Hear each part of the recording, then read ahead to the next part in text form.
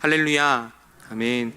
네, 오늘 본문의 말씀을 통해서 죽도록 충성하다라는 제목으로 함께 말씀을 나누도록 하겠습니다. 가정의 달 끝에 오늘 5월 31일이지 않습니까? 어떤 말씀을 나눌까 고심하다가 오늘 죽도록 충성하라라는 이 말씀을 보게 되었습니다. 그래서 사실 이 죽도록 충성하라라는 이 말씀을 보면 너무나 부담되고 참 고통스럽습니다. 그래서 제목을 끝까지 충성하라, 마지막까지 충성하라, 서머나 교회를 향한 권면 이렇게 생각을 하다가 결국 그래도 개역 개정에 나온 그대로 죽도록 충성하라라는 제목으로 삼았는데, 참 이 말씀 여러분 어떻습니까? 참 부담되지 않습니까?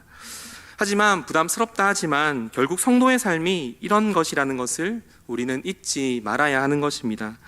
즉 예수 그리스도에 대한 믿음, 그 신앙, 이것을 가지고 세상과 재물을 하나님보다 더 사랑하지 않는 것, 그래서 하나님께서 우리에게 주신 그 믿음, 예수 그리스도를 붙잡고 끝까지 오늘 제목처럼 충성을 다하는 그 순간까지 신실하고 충성된 삶을 살아가는 것, 각자에게 주신 사명을, 또한 부르심의 목적을 따라 살아가는 인생이 바로 그리스도인 성도의 삶이라는 것입니다.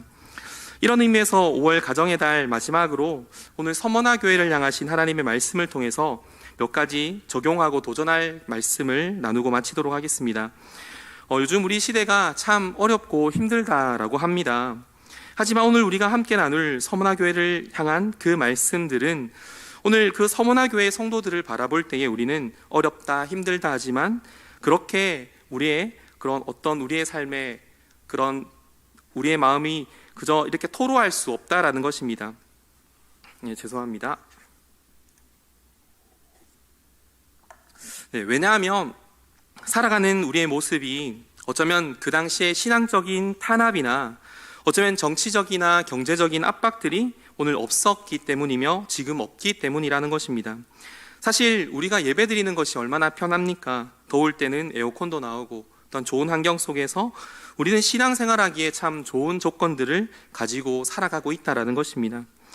그러면서 오늘 말씀을 보는데 참 부끄러운 것입니다. 앞서 가정의 달을 맞아서 2번의 설교를 했지 않습니까? 예수님처럼 아이를 키울 때에 참 돈이 많이 들어간다라고 말하면서 하소연도 하고, 또한 재정적인 유혹들, 또 점점 나이가 차갈 때에 나는 진짜 무엇을 하며 어떤 목회의 방향으로 살아갈지, 어쩌면 진짜 다른 것을 해야 할지는 않을까라는 걱정도 했던 것입니다.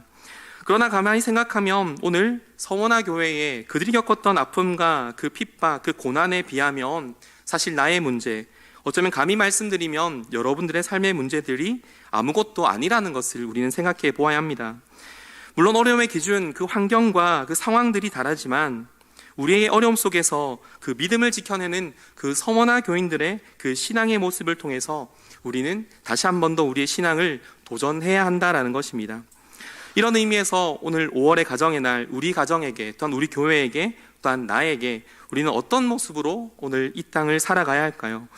먼저 오늘 본문의 말씀을 통해서 우리는 주님은 주님의 환경을 아신다라는 것을 기억해야 합니다. 즉 이 말이 무슨 말이냐, 주님이 우리의 연약한 것들을, 우리의 어려운 것들을, 그 환난과 궁핍을 알고 계신다라는 겁니다.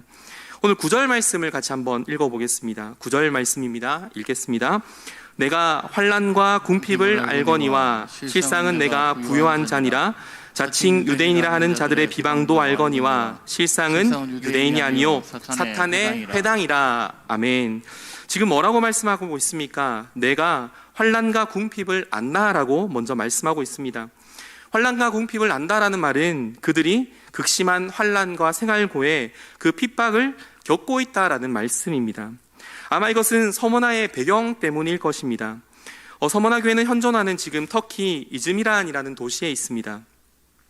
그곳에는 아직도 오늘 로마 신들과 그 황제의 신전들이 아름답게 문화유적으로 남아 있습니다. 그리고 당시에는 큰 도시에만 있는 그 도서관, 경기장, 또한 공공극장이 있었고, 뿐만 아니라 거기는 항구 도시로 내륙과 바다를 이어주는 전략적인 요충지일 뿐만 아니라 무역의 중심지로 참 부유하며 많은 사람들이 오가는 지역이었습니다. 그런데 사실 나라가 부유하고 도시가 부유할 때 오히려 오늘 본문에 그리스도인들은 박해를 받았다라고 합니다. 그런데 이것이 무슨 말입니까? 도시의 부유함이 어디서 왔겠습니까? 바로 세상적인 것들, 타락한 문화에서 나타난 결과였다라는 겁니다. 어느 도시든 자기 도시가 부유하고 잘 살기를 원합니다. 어쩌면 자신의 도시와 지역이 개발되기를 원할 것입니다. 오늘 서머나도 그랬습니다. 로마의 지배를 받기 이전에는 서머나는 참 부유한 곳이 아니었습니다. 그러나 주전 23년에 티베리우스 황제의 신전 건축을 허락받는 일, 그것을 경험하고는 결국 그들은 국가적인 지원을 받고 일거리가 생기고 많은 사람들이 오가는 풍요로운 도시로 변화되었다라는 겁니다. 그러나 지역의 발전, 도시가 풍요해졌지만 그 당시 로마 황제에 대한 요구가 깊어지고 믿음을 지켜야 하는 그 서머나 성도들에게는 어떻습니까? 더 큰 풍요로움이 오히려 환난과 핍박과 궁핍을 가져다 줄 수밖에 없었던 것입니다. 서머나는 티베리우스 황제의 신전을 건축하였습니다. 그러니 제단의 신전을 분양하는 것, 그래서 가이사가 주시다라는 이런 고백이야말로 오늘 그 당시 서머나의 시민들의 의무였던 것입니다. 그래서 오늘 가이사를 주라 고백하지 않는다면 경제활동을 할 수 없고 또한 무역도시였던 그곳엔 상인회가 가입의 조건을 가지고 황제 숭배를 걸었던 것입니다. 오늘 그 나라는 강건하여지고 풍요로워졌지만 이 경제권, 이 무역대 권한 속에서 오히려 그들은 믿음을 지키기 위해서 오히려 환난과 생활고 궁핍함을 겪게 되었던 것입니다. 그리고 오늘 말씀 9절 말씀에 보면 하반절에 또 주님이 어떻게 말씀하십니까? 자칭 유대인이라 하는 자들의 비방도 알거니와 실상은 유대인이 아니요 사탄의 회당이라 라고 말씀하십니다. 더 큰 문제는 사실 그 경제활동보다는 종교적인 제약이었던 것입니다. 당시 주 70년 예루살렘이 멸망한 이후에 유대 디아스포라 사람들이 대거 이주하게 됩니다. 아시아 전역으로 이주하면서 서머나에도 유대인들이 많이 거주하게 되었습니다. 여러분, 유대인들의 특징이 무엇입니까? 비상한 머리로 비상한 사업의 능력을 가지고 서머나의 경제적인 기득권을 장악하게 됩니다. 그것을 본 로마가 어떻게 생각했습니까? 로마는 그들의 경제에 기여하는 것을 통해서 그들은 타협하게 되었던 것입니다. 즉 로마의 경제를 이롭게 하고 세금만 잘 내면 유대인들에게 어떻게 합니까? 황제 숭배하는 것을 오늘 면제해주는, 그래서 경제활동을 도울 수 있는 그런 발판을 마련해 주었던 것입니다. 즉 다시 말해서 오늘 본문의 말씀처럼 유대인의 해당에 속해져 있으면 황제에게 숭배하지 않아도 되는 안전이 있었다라는 겁니다. 그런데 여러분, 유대인들이 어떻습니까? 그리스도인들을 여러분 잘 품어주었습니까? 악랄하게 내쫓고 핍박하였지 않겠습니까? 유대인들이 악랄하게도 기독교인들을 그 회당에서 내쫓는 정도가 아니라 로마 정부에 고발하기까지 하여서 경제에 도움도 안 되는 황제의 숭배까지 하는 자들을 하며 비방하며 오늘 기독교인들을 오늘 외면하고 핍박하였다라는 것입니다. 그래서 주님이 뭐라고 말씀하십니까? 유대인들 하나님으로 또한 선민의 사상을 가지고 내가 하나님의 백성이라 라고 말하지만 오히려 주님의 몸된 교회를 비방하는 그들이 사단의 회당이라 라고 오늘 말씀하고 있다라는 겁니다. 이런 상황에서 그리스도인들이 얼마나 힘들었겠습니까? 여러분, 예수 안 믿는 사람에게 핍박받는 것보다 같은 믿음을 가진 사람에게 비방과 박해가 얼마나 마음이 아프겠습니까? 결국 이런 상황에 서머나 교회 성도들은 경제적으로 또한 사회적으로 종교적으로 박해를 받고 있었던 것입니다. 하지만 주님께서 오늘 뭐라고 권면하셨습니까? 9절 말씀에 이렇게 말씀합니다. 내가 내 환난과 궁핍을 알거니와 실상은 내가 부요한 자니라 라고 말씀하고 있습니다. 여기서 한다라는 것은 어떤 말씀이겠습니까? 그저 우리가 인간적인 언어의 차원에서 내가 너를 안다, 너의 사정을 안다 라는 것보다 더 깊은 차원에서의 말씀입니다. 네가 부르짖는 그 어려움과 그 기도의 제목을 안다.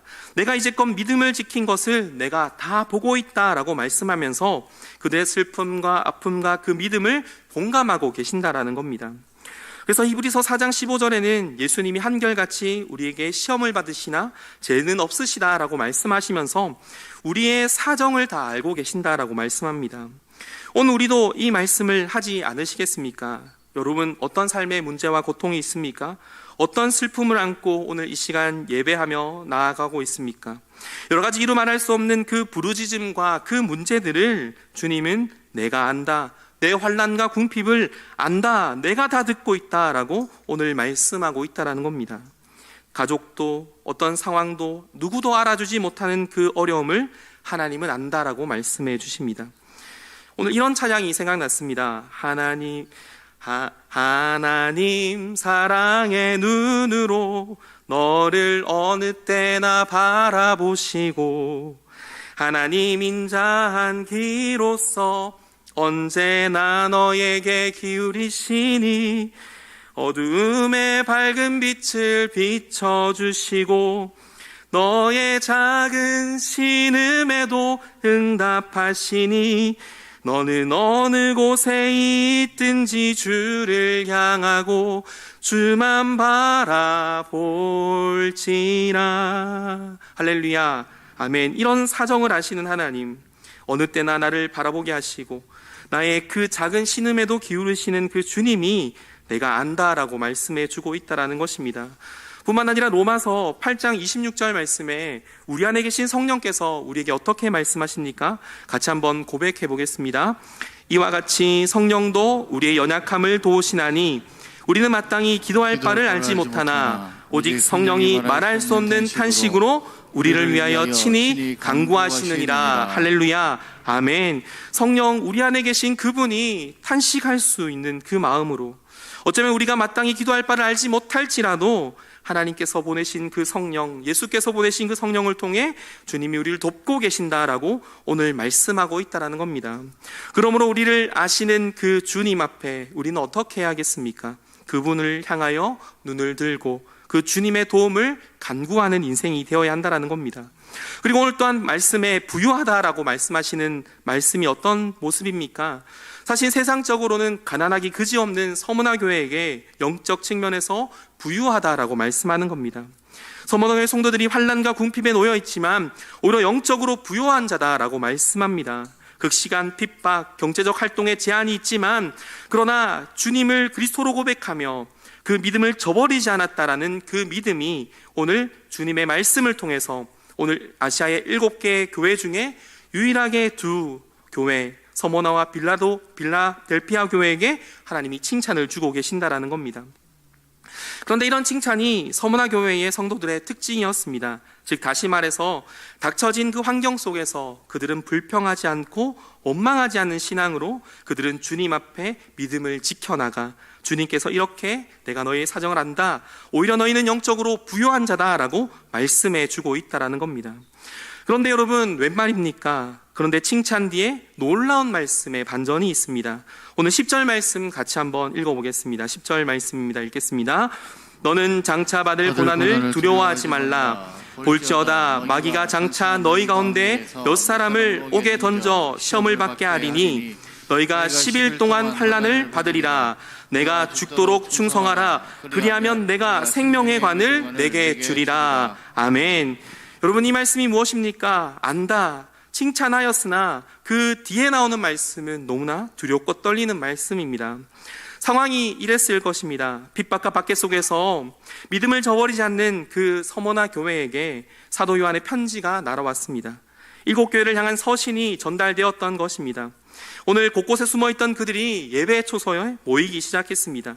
그리고는 먼저 에베소 교회에 향한 그 편지가 읽어지고 다음에는 서머나 교회를 향한 그 말씀들이 읽혀질 때 주님이 뭐라고 말씀하십니까? 너희의 환난과 궁핍을 안다. 실상은 너희가 연약하지만 너희가 영적으로 부유한 자다라고 말씀하실 때에 얼마나 서머나 교회 성도들이 가슴을 치며 감격하였지 않겠습니까? 우리의 믿음, 이 삶의 치열함을 주님께서 아신데 오히려 이 어려움 속에서도 영적으로 부유한 자래. 그래, 우리가 잘하고 있는 것 같아. 힘내고 있어. 그래, 우리 함께 더욱더 힘을 냅시다. 그리고는 여러분, 서머나 교회가 어떤 것을 기대하였겠습니까?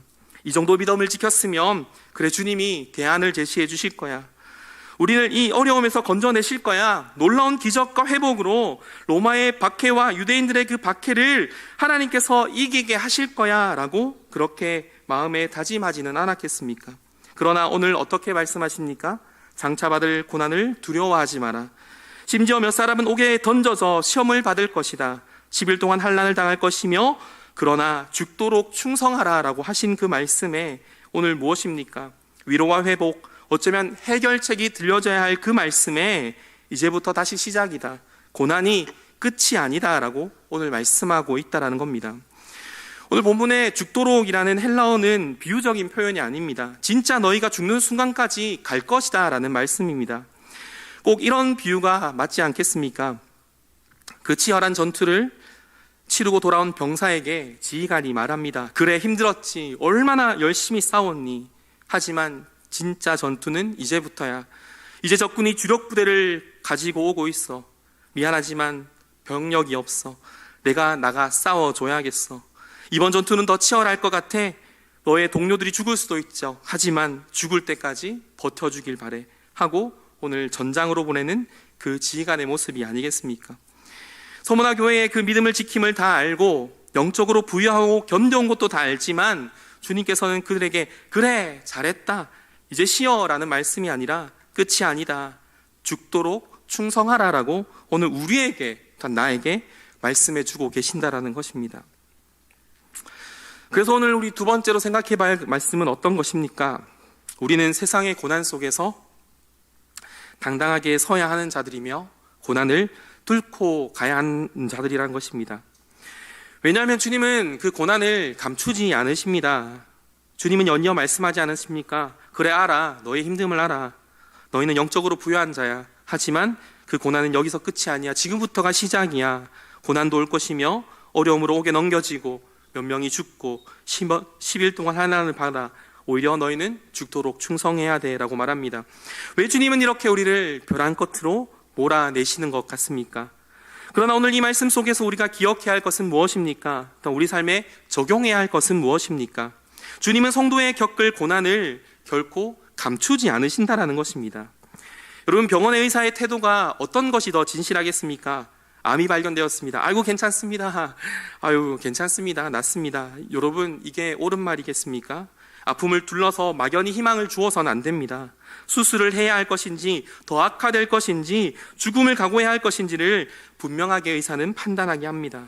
의사의 말이 야속하게 들릴지 몰라도 그 진실된 진단이 환자를 살리는 길이며, 오늘 우리가 겪을 그 고난 앞에 주님은 그래, 괜찮아라고 말씀하지 않으시고 진짜 우리의 영적 전쟁이 남아있다라는 것을 오늘 우리에게 말씀해 주고 있다라는 것입니다. 그래서 일찍이 주님은 우리에게 그저 축복의 삶이 있다라고 말씀하지 않으십니다. 요한복음 16장, 베드로전서 1장 16절 말씀에 한번 같이 고백하겠습니다. 네, 요한복음 16장입니다. 이것을 너에게 이르는 것은 너희로 내 안에서 평안을 누리게 함이라.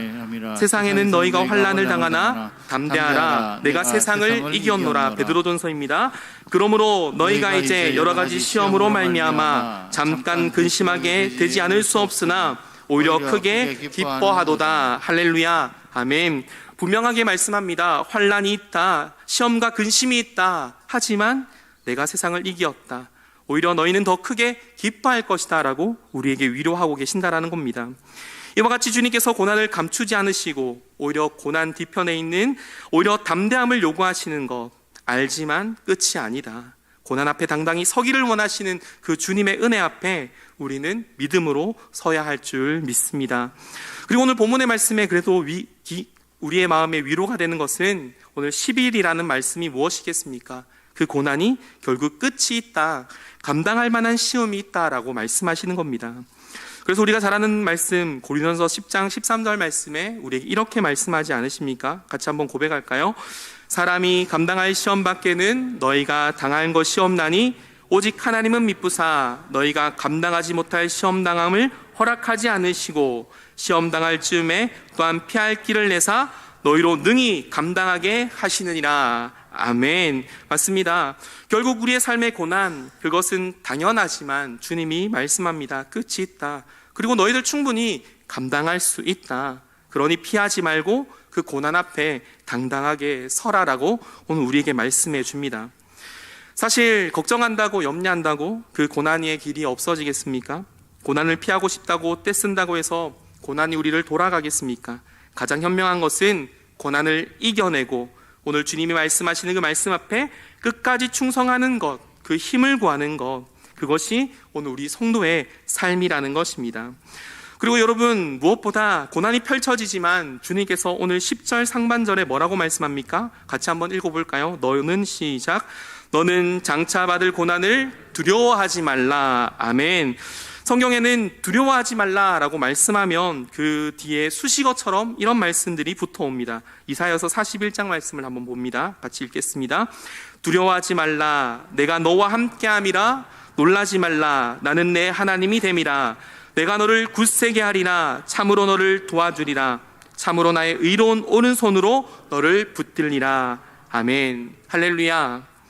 주님 우리에게 말씀하십니다. 막연히 두려워하지 말라라고 말씀하는 것이 아니라 내가 너와 함께 하겠다. 놀라지 말라. 내가 너의 하나님이 아니냐. 내가 너를 붙들겠다. 내가 너를 도와주겠다. 내가 너를 이 의로운 오른손으로 붙들어 주겠다라고 말씀하고 계신 것입니다. 하나님의 사랑을 고난에서 열애시켜 주는 것이 아닙니다. 오히려 고난보다 더 큰 은혜를 부어주신다는 그 말씀 속에 우리는 어떤 삶으로 나아가야 합니까? 담대함으로, 오히려 이것을 더 우리의 삶의 영적인 부여와 능력으로 삼아야 하는 것입니다. 하나님 아버지가 함께 계신데 여러분 무엇이 두렵겠습니까? 나를 굳건하게 하시고 도와주시겠다는데 어떤 고난 속에서 우리가 넘어지겠습니까? 그러나 그럼에도 불구하고 오늘 본문의 말씀 제목 죽도록 충성하라라는 이 말씀은 참 어렵다라는 것입니다. 다 알고 너의 힘도 안다. 그러나 해결책보다 오늘 죽도록 충성하라라고 말씀하시는 그 말씀, 오늘 이 말씀은 왜 주님께서 우리에게 또한 서머나에게 말씀하고 계시는 것입니까? 여러분 혹시 마지노선이라는 말 혹시 들어보셨습니까? 네, 마지노선이라는 것은 지역의 명인데 더 이상 물러설 수 없는 한계선이라는 관용적인 표현입니다. 그런데 역사적으로 마지노라는 곳은 프랑스의 지역인데 프랑스가 독일과 전쟁을 두고 그 국경에 세운 요새를 마지노선이라고 합니다. 그러나 결국 2차 세계대전에 독일은 그 국경을 통해서 전쟁을 일으키진 않았으나 오늘 서문화교회를 향하여서 내가 죽도록 충성하라라고 말씀하시는 그 마음에 오늘 주님의 마음이 오늘 서문화를 향하여, 나를 향하여, 우리 교회를 향하여 어떤 마음이겠습니까? 너희가 나의 영적 최방어선이다. 내가 믿을 것은 너희밖에 없다라는 이런 주님의 도전의 말씀이 아니겠습니까? 여러분 아시아의 7개 중에 핍박과 박해가 심한 그들에게 왜 유독 너희가 죽도록 충성하라라고 말씀하셨겠습니까? 오늘 서문화교회의 그 믿음과 신앙을 주님께서 알고 계시니 더 그들에게 하나님의 영적 은혜를 주기 위하여 오늘 말씀하고 계시는 겁니다. 우상의 도시 속에서, 유대인의 사단의 회당 속에서 믿음을 지킨 너희가 진짜 나의 영적 최방어선이다라고 오늘 말씀하고 계신 겁니다. 또 말씀 중에 또 찬양이 생각났었습니다. 세상은 들리고 사람들 주를 떠나도 나는 주를 섬기리. 여러분 아멘이십니까? 믿음은 들리고 사람들 주를 떠나도 나는 주를 섬기리. 여러분 아멘이십니까? 그리고 그 마지막에 후렴의 고백이 어떻습니까? 오직 믿음으로 내가 살리라. 의인은 믿음으로 말미암아 살리라라고 고백하지 않습니까? 오늘 우리에게 요구하시는 그 믿음은 거창한 것이 아닙니다. 죽도록 충성하라라는 그 말씀이 그 표면적으로는 너무나 무겁고 겁이 나지만 주님이 우리에게 요구하시는 믿음은 끝까지 버텨달라는 그 믿음, 네가 마지막 신앙의 마지막 노선이다, 마지노선이다라고 말씀하고 있는 것입니다. 말씀을 준비하면서 예전에 김용호 목사님이 예하신 것이 생각납니다. 우리나라는 삼면이 바다이지만 우리 교회는 사면이 절에 휩싸여 있지 않습니까?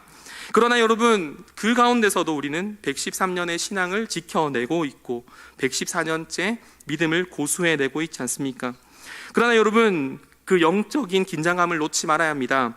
여러분 예전에 그 방울동자의 그 점집이 사라진 줄 아셨죠? 다시 온 것 같아요. 네, 진짜로. 네, 가다 보니까 굿하는 것도 들리고 오늘 이게 무슨 말입니까? 너희들 지금 113년 동안 14년 동안 믿음을 지킨 것 알고 있어. 그러나 이제부터가 시작이야 라고 오늘 우리에게 말씀해 주고 있다는 겁니다. 신앙의 성장, 부흥도 분명히 맞습니다. 그러나 우리 성도는 또한 5월 가정의 달, 우리의 가정이, 우리 교회가, 내가 세상과 물질과 쾌락과 욕심과 제약의 자리에서 점점 믿는 자들이 빛을 잃고 타협하는 이 세상 속에서 우리는 죽도록 충성하라라는 그 말씀에 믿음을 잃지 않고 오늘 변화되지 않는 삶, 이것을 오늘 우리에게 기대하고 계신다고 말씀하고 계시는 겁니다. 서마에게도 우리에게도 말씀합니다. 맞아, 너희들 많이 고생했어. 어려움을 잘 견뎠어. 하지만 신앙생활은 진짜 지금부터야. 어렵지만 더 그 믿음을 잃지 마. 죽도록 충성하라라고 말씀하고 계신다라는 겁니다. 그런데 여러분, 이렇게 죽도록 충성하라라는 그 말씀, 우리의 육신의 마음으로 할 수 있겠습니까? 주님의 약속이면 그러나 가능합니다. 오늘 8절 말씀에 우리에게 이렇게 말씀하십니다. 같이 한번 읽어볼까요? 서머나 교회의 사자들에게 편지하라. 처음이며 마지막이요 죽었다가 살아나신 이가 이르시되 할렐루야 아멘. 뭐라고 말씀하십니까? 내가 처음과 마지막이다. 죽었다가 살아나신 이가 나다라고 말씀하시는 것입니다. 죽음의 문턱에 다다른 그 서머나에게 얼마나 놀라운 희망입니까?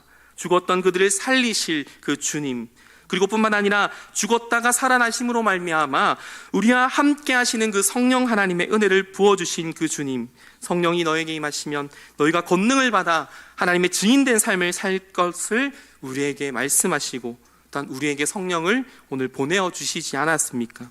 그리고 무엇보다 오늘 그 믿음의 성도들을 향하여 오늘 10절과 11절 말씀에 어떻게 말씀합니까? 같이 한번 말씀을 읽어보겠습니다. 내가 죽도록 충성하라. 그리하면 내가 생명의 간을 내게 주리라. 기 있는 자는 성령이 교회에게 하시는 말씀을 들을지어다. 이기는 자는 둘째 사망의 해를 받지 아니하리라. 할렐루야 아멘. 즉 고통에 있었지만 인내하며 충성한 서머나 교회를 향하여 생명의 관, 그리고 둘째 사망의 해를 받지 않는다라고 하나님은 천국을 소망하게 주신다라는 겁니다. 세상의 핍박자들, 그들이 타협하는 그들의 인생, 유대인들이라 말하고 오늘 하나님의 선민이라 말하지만 사단의 회당인 그들은 멸망받을 것이나 믿음을 지킨 너희는 생명의 간을, 그리고 영원한 하늘의 소망을 얻을 것이다 라고 말씀해주고 있는 것입니다. 이것이 얼마나 큰 상급이며 큰 결과입니까? 세상 사람들은 모를 것입니다. 하지만 우리는 알지 않습니까? 어떤 가치로도 돈으로도 알아볼 수 없는 그 생명과 천국의 소망, 우리는 결코 그것을 잊지 말고 가볍게 여겨서는 안 될 것입니다. 결국 서머나교회의 성도, 비록 죽음을 어려운 그 고난을 당할지라도 믿음을 지켰음에도 불구하고 주님은 그들에게 좋은 방법이나 대안을 제시하는 것이 아니라 오히려 도전하시며 충성하라, 끝까지 죽도록 충성하라 라고 말씀합니다. 그렇다면 오늘 우리에게는 어떻게 삶에 적용해야겠습니까? 우리의 신앙, 주님 말씀하십니다. 그래, 수고하였어, 잘하고 있어. 그러나 얘들아, 끝이 아니야. 지금부터가 시작이야 라고 말씀하지 않으시겠습니까? 그렇다면 오늘 우리의 믿음, 그 걸음 어떻게 해야 합니까? 그 담대한 도전 속에 주님, 네, 우리가 다시 한 번 더 우리의 믿음을 점검하겠습니다. 그러니 주님이 나와 함께 하신 걸 믿음으로 오늘 어떤 어려움이 펼쳐질지 모르나 믿음 앞에 충성해 나가겠습니다라는 그 고백이 우리의 삶에 있어야 하지 않겠습니까? 그래서 기 있는 자들은 성령이 교회에 하시는 말씀이 그 은혜와 능력으로 들려지고 절망과 두려움이 아닌 끝까지 충성하는 믿음의 결단으로 다시 삶을 살아내시기를 다짐하는 우리 모든 성도님들의 삶이 되길 주님의 이름으로 축복합니다. 이제 말씀을 마치면 우리가 살아가는 세상은 참 고통과 어려움입니다. 5월 가정의 날 부모님을 섬겨야 하고 아이들을 섬겨야 하며 물질적으로도 여전히 우리는 자유롭지 못한, 어쩌면 나의 삶의 미래를 걱정하며 살아가야 하는 한 사람의 인생일 뿐입니다. 그러나 그 고난 당연하다 말씀하시며, 그러나 내가 너와 함께하니 이 환난과 궁핍함 그 어려움 속에서도 영적 부유함을 잃지 말기를 소망하시는 그 주님 앞에 오늘 담대한 믿음의 도전으로 네 주님, 내가 죽도록 충성하겠습니다 라고 고백하는 우리 모든 성도님들의 삶이 되길 주님의 이름으로 축복합니다.